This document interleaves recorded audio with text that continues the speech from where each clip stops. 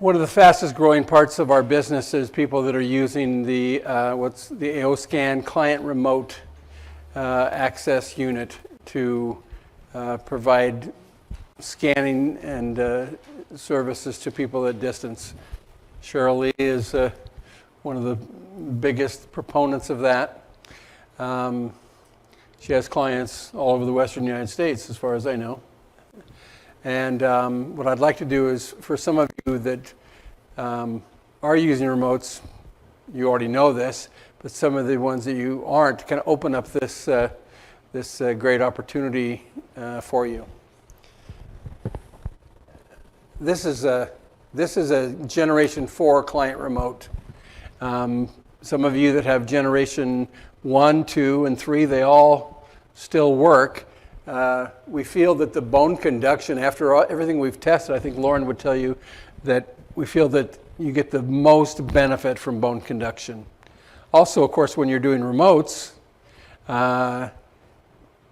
with these, you don't have to take your hearing aids out, and you don't have to take the headphone on and off to talk on the telephone, telling what we're going to do next.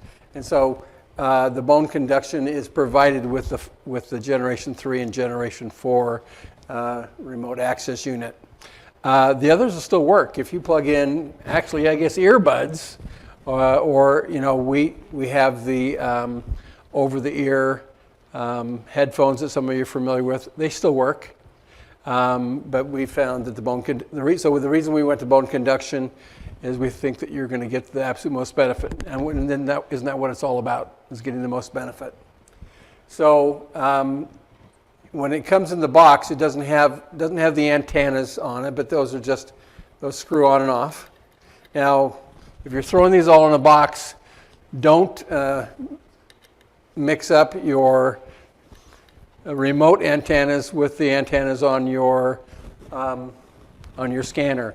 The ones on the scanner are specifically tuned for that process, and these are specifically tuned for this board. There's circuit board in here, there's circuitry in here, and they're both specifically tuned. These are longer. You have a USB cable. This one that looks kind of like a little doghouse, that's called a USB-B, and it plugs into a USB-A into the computer. And then you have an audio cable. It plugs into the back. And the instructions, although they're not as fancy as some of the ones that Lauren does, I think they're pretty explanatory when it comes with how to plug all of this in. Now, this cable, I'm going to pretend like I'm the person, the remote client. And so I've plugged this audio cable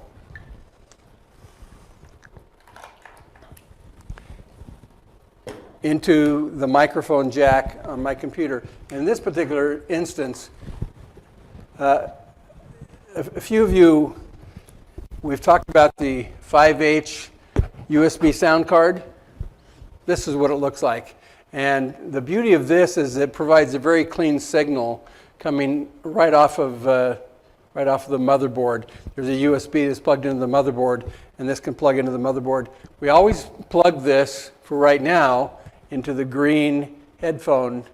There's a headphone icon on there. I don't know if you can see that, but it's the green one, and that's where we plug in either our Bluetooth transmitter, if we're using Bluetooth headphones, or we plug in this. And when we're using this cradle, it's important that we're bringing those frequencies through this. So now I can plug that back into the computer. And I'm going to disconnect the camera. Now so this is what we call the USB cable on the client remote, and it's got two different ends. This is the end that goes, this is called a USB-A, and it goes into the computer. And when that happens, you're going to see a blue light that shows you that you're getting power to that cradle. Now,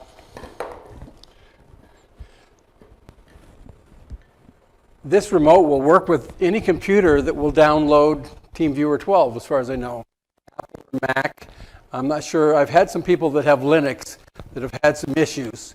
There may be also some browsers. We generally recommend Google Chrome. We know that Google Chrome downloads TeamViewer well. Let me show you something that I think is going to be important for everybody. And I will do a separate video on this. I'll tell you exactly how I set up a piece of equipment. So when I'm setting up your equipment, and I set up Google Chrome, and I put TeamViewer in, you can see there's lots of different places to get TeamViewer. Some people are the real TeamViewer, and some people are other people like Twitter and et cetera. When you're downloading any of the programs that we use, and I'll go through this on a detailed video, there's very specific sites. Some people will not want to let you have a free version. Some people want to load a bunch of other things on your computer that you don't use. We always go to this one, the actual TeamViewer that says EN here. And when I double click this and download the free friends and family, this is a new thing. Then I go through the cycle to set up TeamViewer. But we have some information on that, but I'll even do some more instructional videos and maybe attach some documents so if you like to follow step by step. But the first most important thing is for your client to have TeamViewer on their computer. Now we recently, some of you that have been with us for a while, have noticed that we've gone from TeamViewer 9 to TeamViewer 12.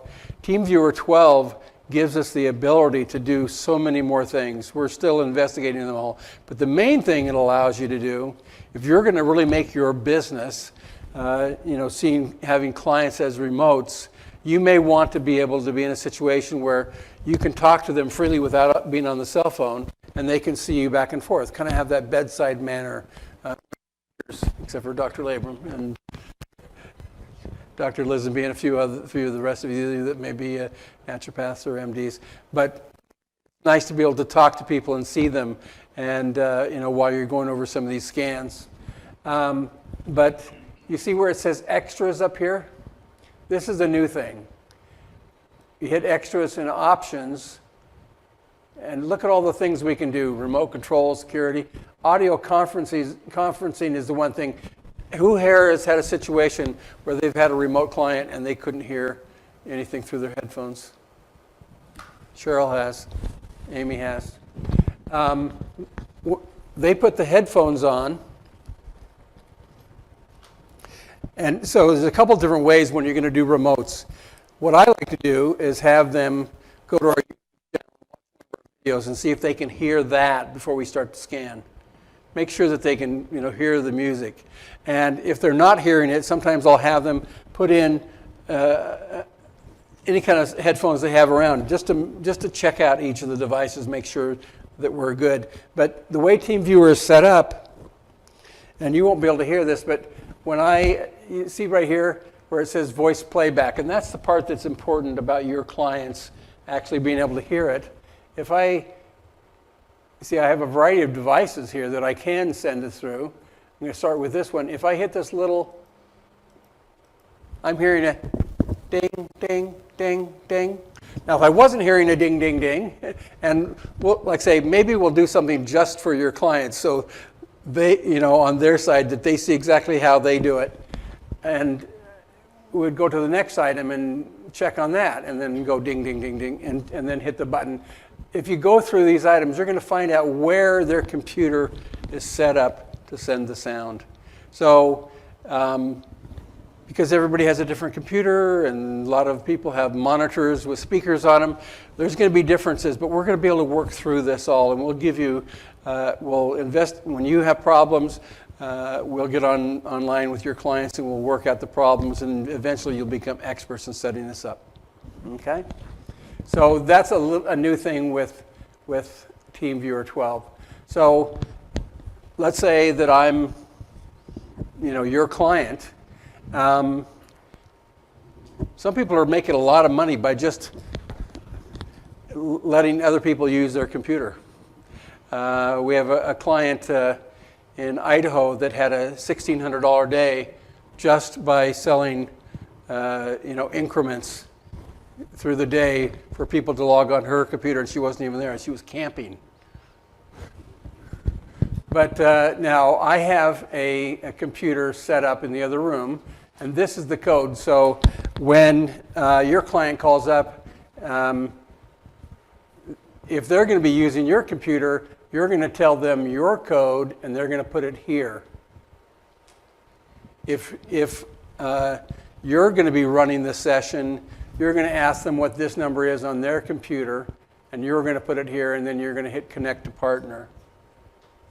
And then you're going to ask them what that password is. You're going to give them that, and then you're going to be able to both look at the computer. Now, realistically, even though you're conducting the session, they can move the mouse. So it's great. Now, in my situation, I'm hoping I'm going to connect to the partner here, and hopefully the password hasn't changed.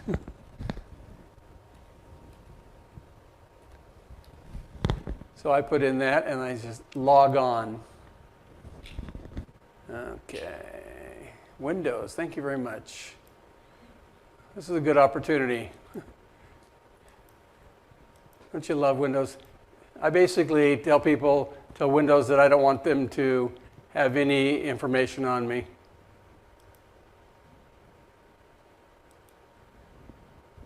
Now, you can't tell, but I'm on the computer in the other room now. See how I can see the different screen? And then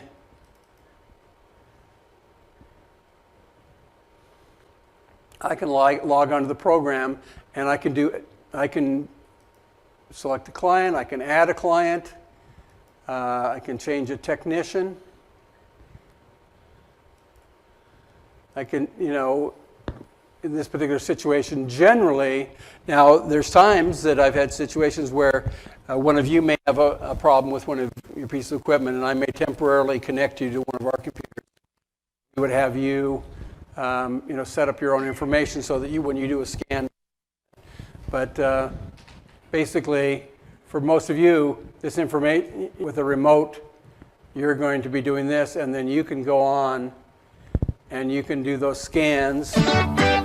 This basically makes your business unlimited. You could be in Sandpoint, Idaho, or you could be in Pinedale, Arizona, or you can be you can be in Smithfield, Utah, and all your grandchildren and children can take advantage of this fantastic piece of equipment. Most of those things that we talked about now, I'm not sure how all the CEFI programs work, or how InterVoice works. Those are things that we will work on, and if there's a way that we can make it work to have more and more of those opportunities. But as we are right now, you can do those vital scans and comprehensive scans, and they can get the same frequency optimization through these headphones remotely as they can in person. Anybody have any specific questions about that? Well, I mean, in the clinical session, you can imagine, and a lot of the people that have been involved with Lauren's equipment are the most forward and progressive doctors in their fields. So over the last years that we've been working, we've worked with people that they may be in Heber, or they may be in Pleasant Grove, but they have people come from 3 or 4 or 5 states to come to see them. And that's great, except for if they had Lyme disease and they lived in Blackfoot, Idaho, it was difficult for them to come back as often.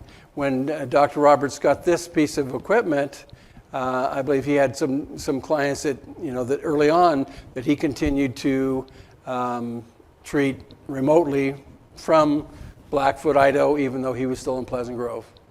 And so this is a great opportunity. There's so many different ways, to help people and make money using this remote. Whether or not you open this up all your family. What a great Christmas present, for a member of your family, or if you have, family in one particular area where you may, have other people going by to use this piece of equipment, or if you have clients, this may be, you may see them once or twice a year in person, but you may have almost weekly contact with them through their remotes. And eventually you'll have clients that, that they've moved past the point where you need to run it with them, but they want to continue to use, to be scanned or use the scanner, do that themselves. And so that's an option. That's based on your business model of how you want to do it. Amy?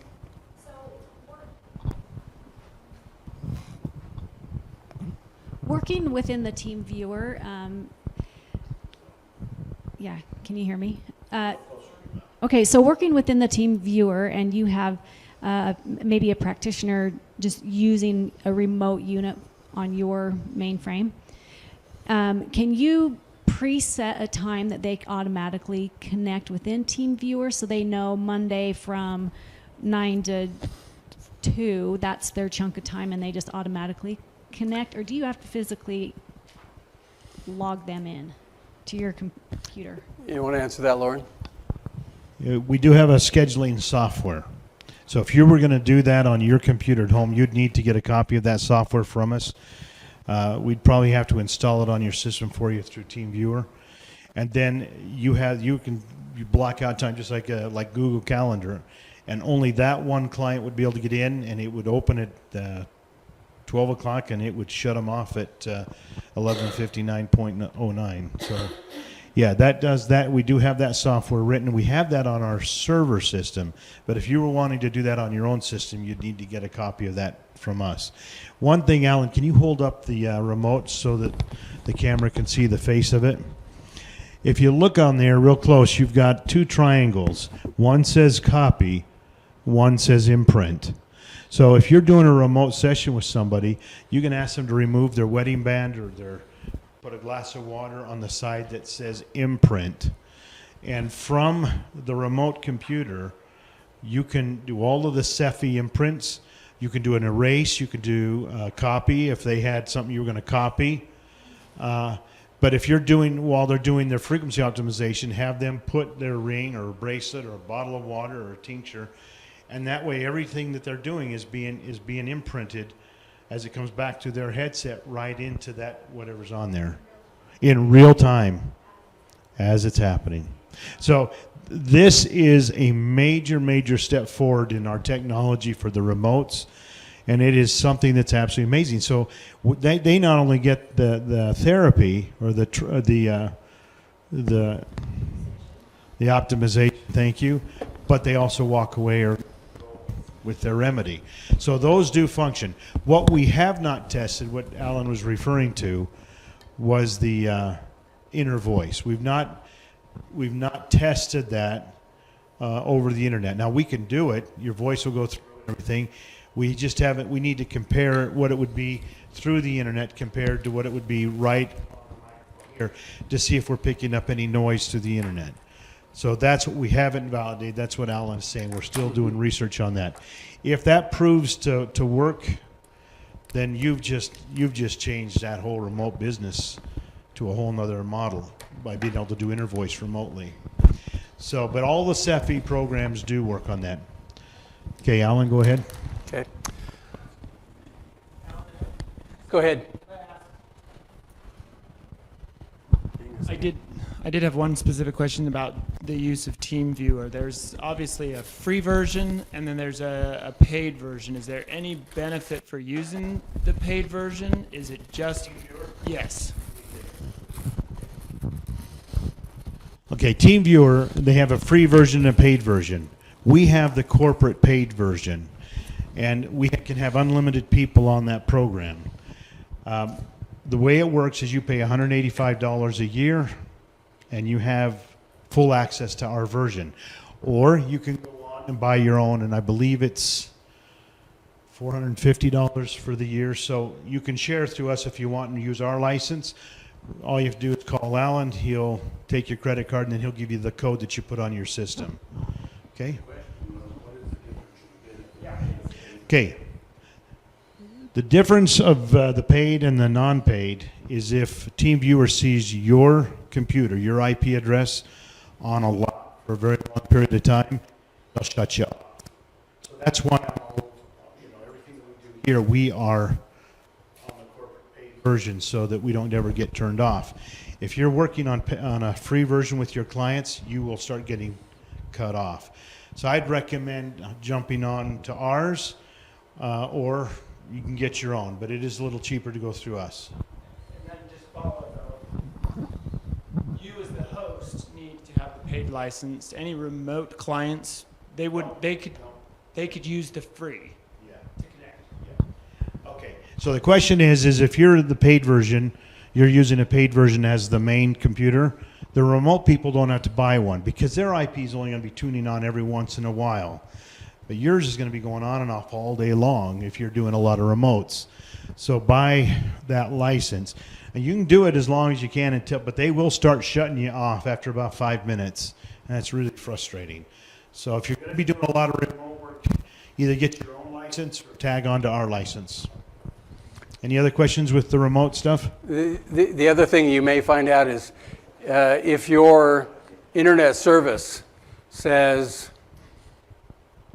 Acme Clinic, Burley, Idaho, they have a way of picking up that it's a business address or a business internet service, and they'll say, we've noticed that you're doing this from a business, and they will sometimes knock you off for that. Either that or give you a little message that says, please play fair.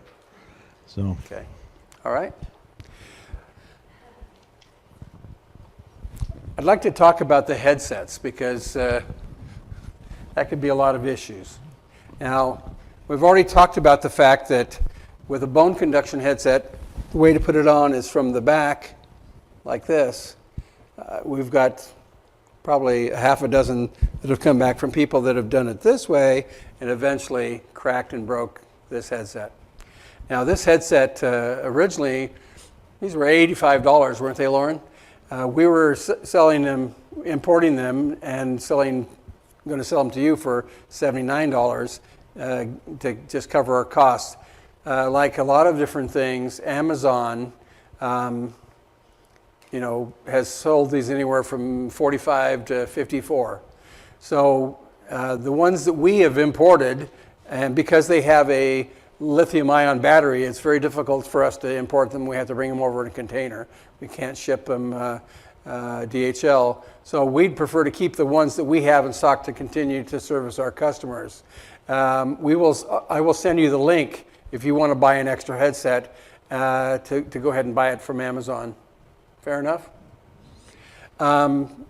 These are coming in white and black that we generally have imported the black ones. They have 3 buttons. This button turns it on and off, and this button here lowers the volume. This button raises the volume. This button here also has a light in it. When you first plug it in, if it needs to be charged, it'll turn red until such time as it's charged sufficiently.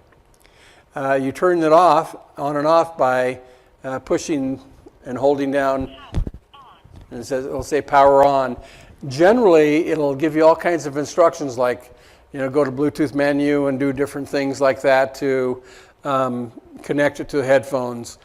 You have several different ways to connect these. You have several ways to connect this to the computer. If you're not going to be using a Cephy, then the best way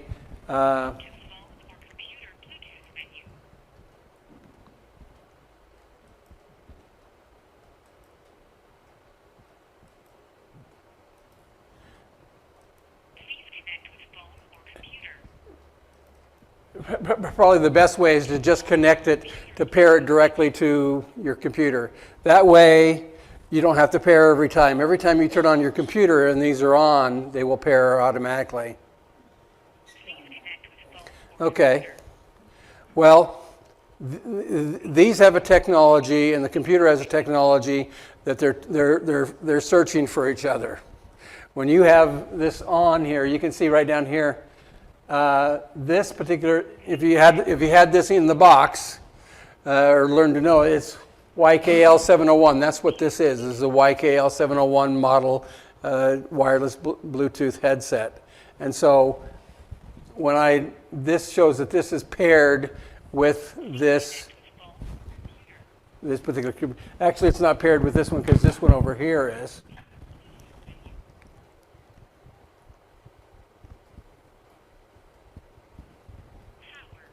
And I hold it until it said power off. So this is the one that's paired, and so if I hold this down, it says power on.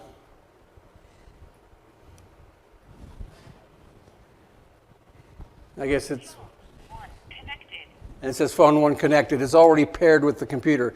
Now, if you're using a Cephi, we need to use a Y cable to split it. Now, if you have a lab unit, what we're basically asking you to do is to take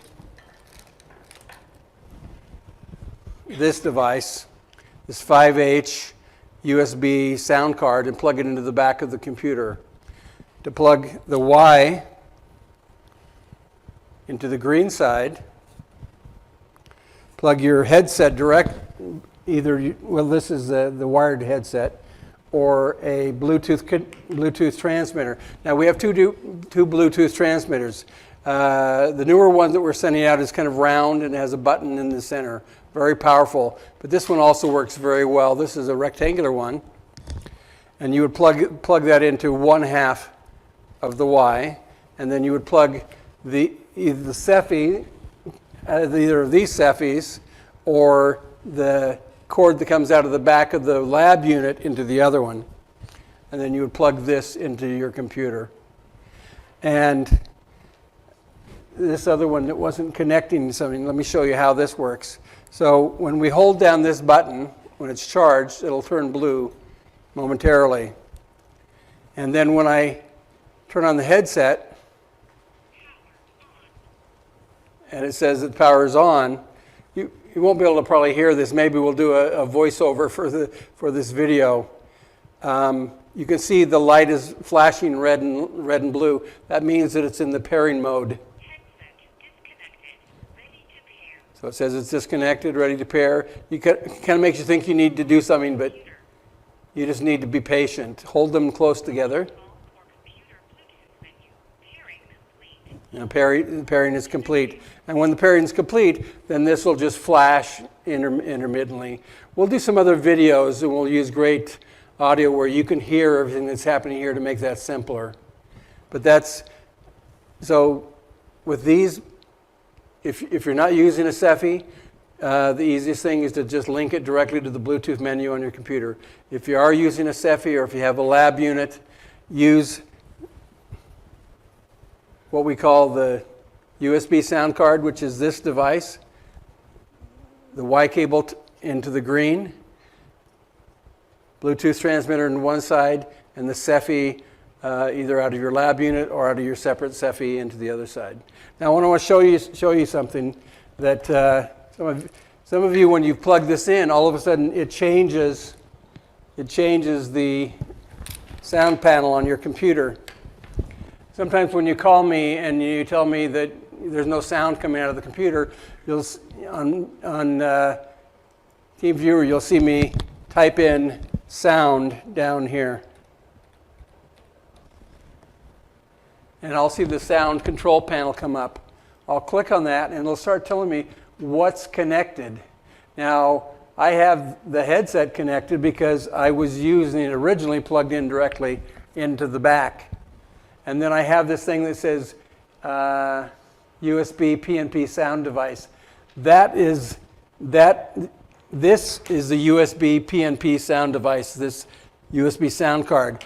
When I'm going to get my sound from this, then I want to go up here and I want to click on this and I want to make this my default device. And then all the sound is going to come through this as opposed to the speakers. Sounds complicated. We'll do some more videos, but if now at least you've been here, you know what the USB sound card is, you know what the Bluetooth transmitter is. It's either the round one or the rectangular one, and you know that this is going to give you a variety of commands. When I first turn one on, I generally turn the sound all the way up so I can hear the commands. And then when I put it on my head, then I can adjust the sound. The sound doesn't need to be obnoxious, or doesn't need to hurt your ears or be pounding your ears. You just need to be aware of it and be able to hear it and feel it. But like I say, if all of a sudden, now these can be overcharged. We originally had the cradles come with a place to charge your headphones. And you could plug your Bluetooth transmitters also into the computer. The computer doesn't have smart charging capability like a cell phone charger has. We are going to have available, when the container arrives, a very fancy, very high quality charger that will charge 2 items. I don't know exactly what the price on this will be, Lauren, but they'll be available soon. If you go to Walmart and buy yourself a high quality USB charger, I'd get one that's 1.5 or 2 amp minimum to charge your devices. You'll always know that when they're plugged in that they'll always be charged, but they won't be overcharged. This is really important on this charger.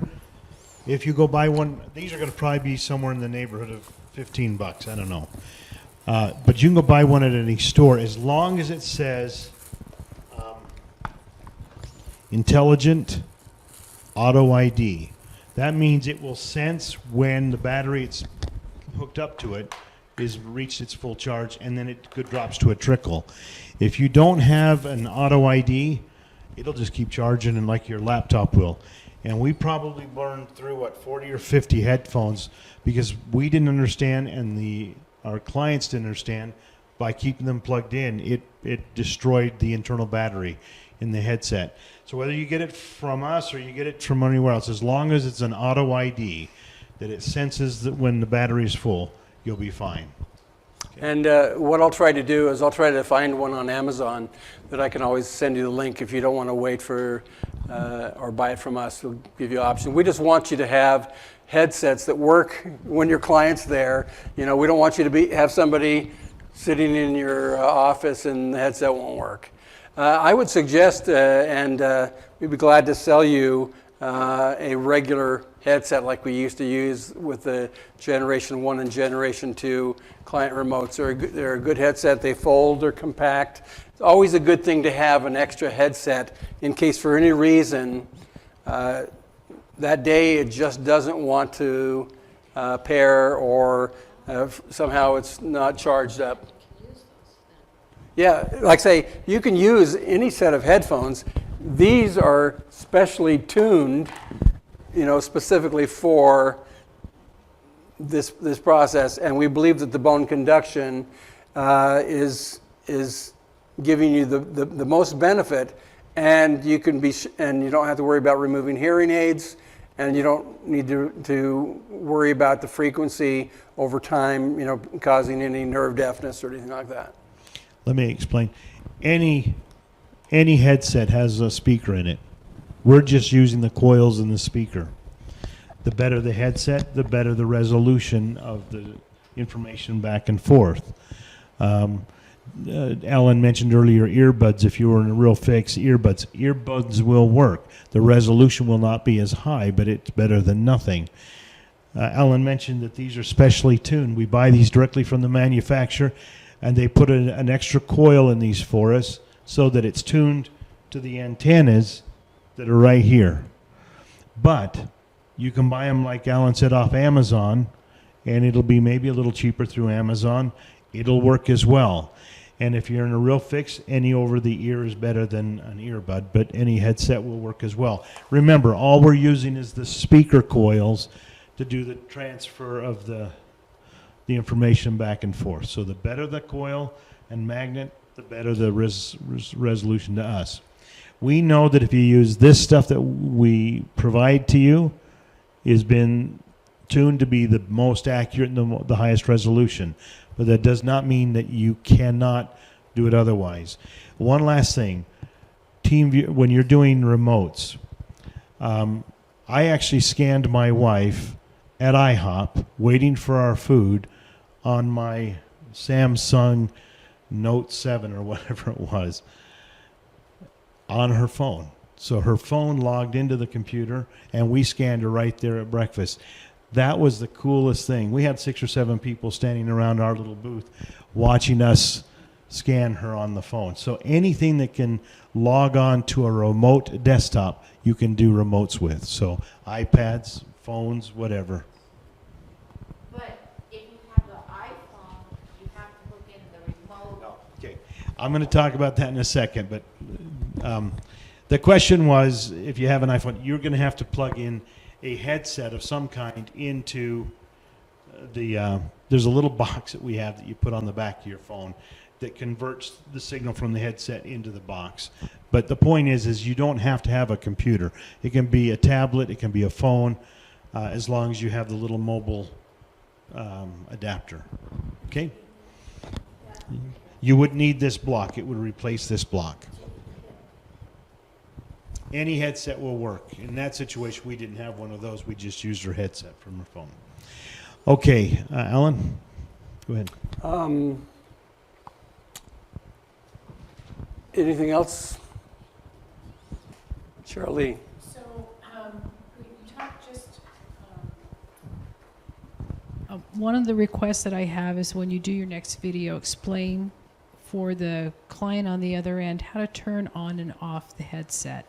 That's missing in the Exactly. paperwork, and that's been a complication that I've had with not those headset. None of my clients have that. Everybody Right. has the other bone conductors, and they've not understood how to turn it on, turn it off, how to charge it, how long to charge it, and I haven't always had the right answers with Sure. the charging for that. Well, let's just kind of go over it again. You can see both of these are intermittently flashing, and so I haven't turned them off. Just, if you're, some of our, doctor's offices, they've got people coming in every other moment. They don't want to pair them and unpair them, and so they're leaving them on. And a lot of them have purchased a second headset that they've got also, paired, or they're going to pair it, or it's charging. And so if you're doing people from 8:30 in the morning until 5 or 6 o'clock at night, you're probably going to need to have 2 headsets. These will probably last 3 or 4, about 4 hours. So you need a second one to switch to. Now we've had people that, and I think didn't you, Cheryl Lee, for a while use the wired headset. You can use this one as your main headset if you want to. Some people just don't like to deal with the pairing situation. This one, if it's charged, it's on, it's, you're good to go, and you still get that same bone conduction benefit for this. On this one, I believe I turned it off. I don't know how you can see. Can you kind of zoom in on this, Joseph?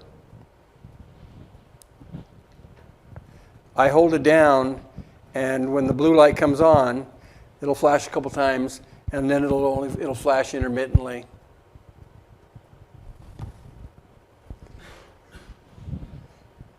A brand new car. One thing to remember too when you're charging, if you're using the charger that Alan had just showed you, you can plug your headphone back into that in between clients because it will never overcharge your system. But do not do that on a normal phone charger on the wall, one of those, because they don't have an auto detect. So it needs to be like one either we have here or one that you can buy. But always in between, if you just plug it back in, you might get by with one headset. And always carry your charging cables with you. Now we provide charging cables, with this one, with these, when you get them. But they all use a standard micro USB charging cable that every Samsung, computer comes with. I'd buy a quality one because you've got a quality business, but you could probably pick them up for $2 or $3 at the convenience store. In a pinch, if you got someplace and you found that this wouldn't start, you could plug the charger into the side, plug this either into the computer or the cradle, and start using it immediately. It'll start, and it may have a red light, which means it's charging, but it'll probably have enough power to work. It's a little bit harder to do that with the wireless headset than the wired, but in a pinch you can charge those and use them immediately. So with this one, it will, if you look at it over the space of 30 seconds, you're going to see it flash intermittently. To turn it off, you just hold it, and while you're holding it, the light will be blue, and then it'll go off. So when you push it and hold it down, when it's on, the light will go blue, and it'll go off completely. Any other questions?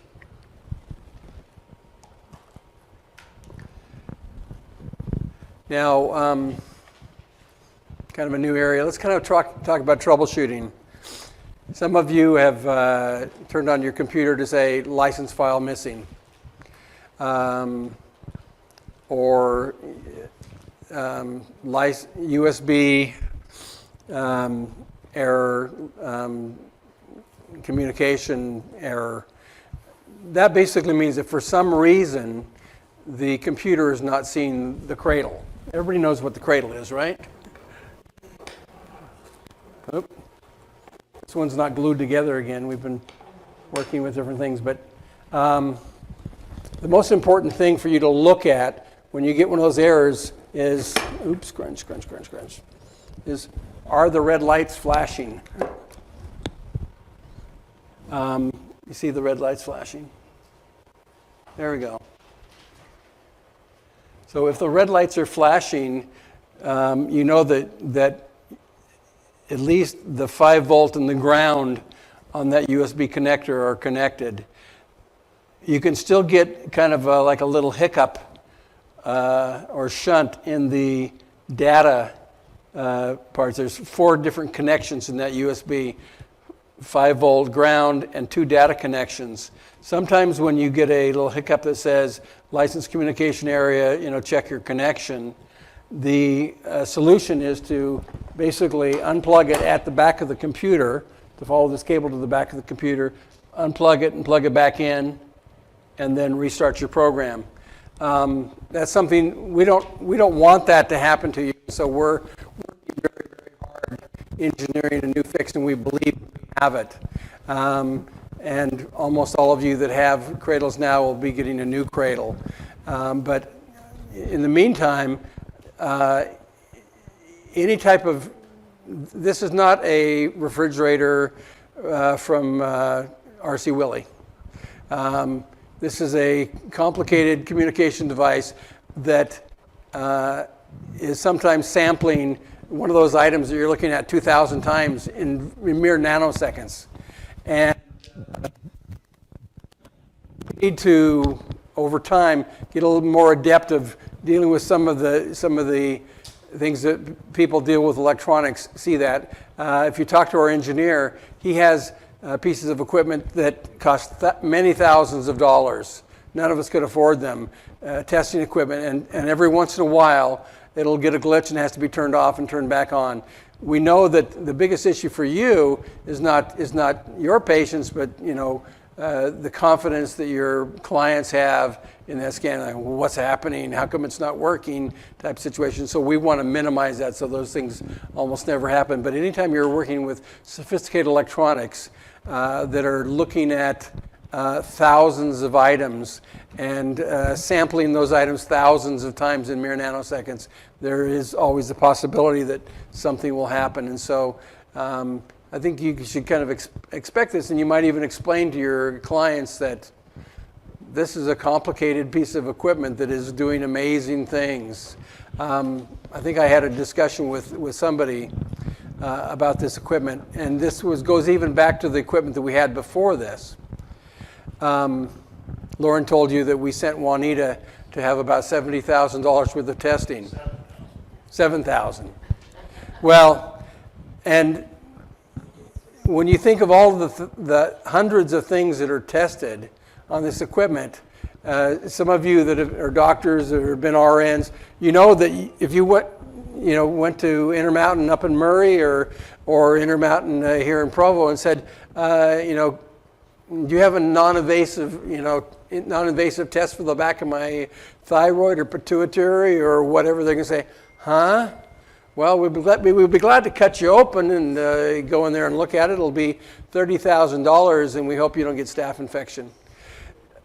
We're looking at something truly amazing here that looks at these subtle frequencies, and we're looking at 5, like Lauren said, hundreds of items, and in some cases thousands of items, and sampling those frequencies sometimes thousands of times. I think if your clients understand that, they'll be a little bit more understanding that when you do something 1,000 times, occasionally you stub your toe, and that something will happen. We are really working to make it as bulletproof and seamless and without any little glitches as possible. But those things still may happen, and they shouldn't throw you. In most cases, if you unplug the cradle, plug it back in, restart the program, that's going to solve the problem. The other thing I'd like to talk about is we live in Microsoft's world, and there's not a lot we can do about that. The changes that Microsoft made are the things that basically made the 9D program almost impossible to support. Every time there was an update, we would have to go back and install all your drivers and reset your equipment. You know that Microsoft, when they have an update, that basically means that they have clients that have paid to collect information from your computer, and they don't want you to not do that. And so they will. And sometimes when you get that thing that says license file is missing, that means that there's an update. And so if you go into settings or into Windows Update and check that, you'll find that there's an update that is ready. And so if you run those updates, that'll often also clear the problem. I don't think there's anything we can do about Microsoft. I just think we want to learn to adapt and understand what's going on with them. Let's talk a little bit about virus software. We have found that the virus software that comes with Windows 10, which is called the Windows Defender, is just about as good as anything out there. And when we send your computer out, it's basically designed to check definitions every single morning, update those definitions, and scan your computer continuously. And so generally, we don't expect you to have problems with your computer. One thing I would say is, if you're a doctor's office and you have people in the waiting room that are lined up to use this equipment, I would suggest that you don't ever use this equipment for anything other than its specific purpose. I wouldn't necessarily, I went to a doctor's office and the technicians in between offices were checking Facebook and, sending emails and all kinds of different things back and forth. And a lot of doctors also have office management software, that, saves their files and different things like that. Understand that a lot of different other things can interfere with this very sophisticated program. And that the less other programs you have on there, the better. If you're going to be emailing files to clients directly from this computer, which is convenient, I would set up a separate email. I would say deanna.scans at gmail.com, Eileen Erickson, scans, or whatever at gmail.com. Have a thing and just use that email account just for sending scans. I wouldn't even give it to anybody and have them send me documents. In other words, don't use your own email on there, because you get email all the time. You don't want that interfering with your system. So like Alan said, set up a new email account, whether it's with Yahoo or Outlook or Gmail, that is just for you to send your files out. That way, when all your personal email comes in, it's not coming onto this computer, and go from there. And like we said earlier, all of the data on these systems is encrypted. So if it did get hacked, it would be a real mess for them to decipher. There was a time not too long ago, you remember that, and what Equifax just got hit for 140 million of your credit reports. Thanks a lot. But there are people that are just, there was all those, there were the ransomwares, and there was 3 or 4 of them, and we were working on that. It seems like we hit a little bit of a sweet spot. The highest level of security would be when you want to email something to somebody. If you were a large office and you depended on this equipment working first time every time, I would save the file to a thumb drive and take it to another computer. So it's your equipment. If you want to check recipes and email your grandkids, that's your right. Just let you know that when your computer becomes infected, our technical services rate for that is $85 an hour. The middle security level is where you have that separate email address and you only use that to scan things. You don't have anybody send you back emails to that. Thanks for sending my scan. That's only for sending things out. And that third level, like I say, is where you save things on a thumb drive, take them to a separate computer, and send them out. Because, Shirley? So this brings me to one of my questions of the security of doing remotes. Because I'm hooked up to the internet through TeamViewer when I am doing remotes. Is there something else I need to protect? TeamViewer is already encrypted. TeamViewer is not going to be your problem. It's when you go and do other surfing on the web that you're going to get in trouble. When you're going through TeamViewer, they've got their firewalls on both ends. So you don't have to worry about being on TeamViewer. It's just when you leave TeamViewer and you stay with an open browser that you open yourself up to trouble. So TeamViewer is not going to be your issue. And we are always looking at other products, other platforms besides TeamViewer, because TeamViewer has made different changes from time to time. TeamViewer will be trying to advertise you all the time. Every time you go in and out, they say, like us, be fair, buy a license, everything like that. Generally, if you're using it the way we generally know that most of you are using it, you don't need to worry about that. Just say, okay, yeah, you're great. But understand they're always going to be selling to you. And just, don't do that. From an overall standpoint, one of the things that some of you will see is some of you, if you have CenturyLink, when I first set up Deanna's brand new service with CenturyLink, I don't know who you're with now, we went in and immediately looked at it, and we couldn't understand what happened to the computer. They had put 64 different programs that were running in the background. So, some of your internet providers, will cause you problems that we can't anticipate, but we'll be there to kind of hold your hand, and we'll work it out if we have to reinstall systems, something. We have a lot of capability that way, but that can happen. My recommendation for you guys that are doing this as a business and you're serious about this is probably hire an IT tech to come out to your house, check your internet connection, make sure that you've got the proper firewall, make sure that you've got all the protections and got rid of all the bloatware and that stuff off your system. Maybe even have them help you set up an isolated channel in your existing internet to where it's separate from everything else you do. It might cost you a couple $100, maybe $300 for someone to come out and do that, but it'll save you so much grief. Like Alan said, you get on there and get things messed up, and we have to start working with it. It costs you more than that if you have very many problems. So if you're going to get serious about this, pay somebody to do it. And the other thing is, if you're in an area where you do not have good internet, then remotes aren't going to be the thing for you to do. It's going to be very slow, and the slower it is, the more likelihood you're going to pick up noise.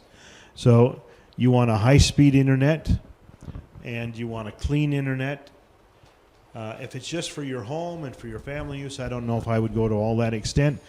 But we got hit 3 weeks ago. We got hacked. All 14 of our websites got hacked and taken down.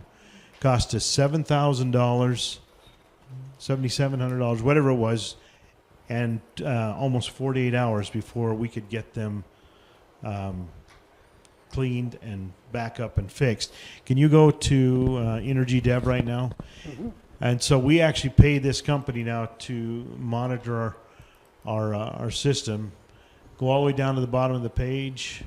Right there. You see that right there over in the bottom right? We pay them to make sure that our website never has that problem again. And that might be something, well, you're not working with a website, but I'm just saying it's happening to everybody and it's becoming more and more frequent, these hacking attacks. And so you need to assess how you're going to use this system. Okay?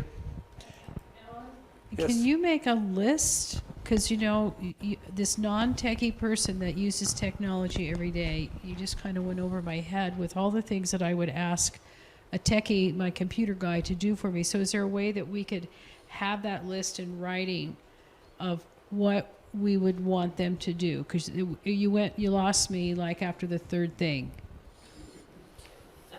Okay, thanks. That's fair enough. We can Okay. we can write up a thing that you could give to an IT tech.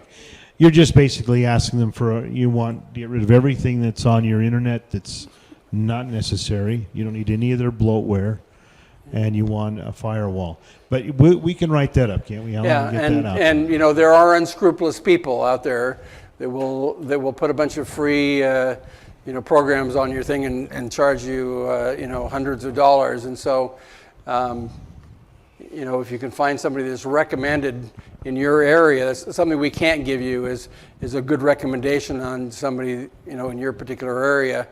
But the concept is saying, I've got a business where I treat people with a complicated piece of medical device. I need to make sure that I'm, that I'm up, that I can be connected all the time, and I send high frequency information over the internet. I want to have a good solid connection, but we'll work on that. And Lauren will, when Lauren's in China and still adjusting to the time change, we'll have him write that up. Go ahead. So just a detailed request on that. Are there any special ports if you were to build a firewall? Sorry, technical question. If you are building a firewall, isolating it into its own channel, are there special ports? I mean, can you lock down all ports except for the 1, 2, 3, however many you need? Would you include that? I'm not going to ask you to list them off right now. But we'll consult that. We'll kick that up to our tier 2 technical support people and kind of get all of our technology partners to weigh in on it, and then we'll come up with the best advice for you. But you understand that everybody, you're all using different providers. Yep. In different locations, and it's always going to be a little bit different. We'll try and give you some guidance that'll at least get you headed down the right road. And if we can get some information from other people, say, what should this cost to do this, and so that you don't get into a situation where you're ripped off. But like I say, we have people, that have had $1,600 days. And if their equipment didn't work that day, it would have cost them $1,600. And those are not doctors' offices. We have doctors' offices that do 40 scans a day at $100 to $150 a day. I haven't figured that out. But if their equipment was not working or got infected somehow and we couldn't be there in that single day, a lot of times I've taken calls from early in the morning from the East Coast, late at night for different locations, Saturdays and Sundays, et cetera, when people have this equipment and it's not functioning correctly. And so having the best environment for your equipment to operate is critical if this is going to be your business. Okay, is there any more technical that we need to cover, Alan? I don't think so. I think we've got it.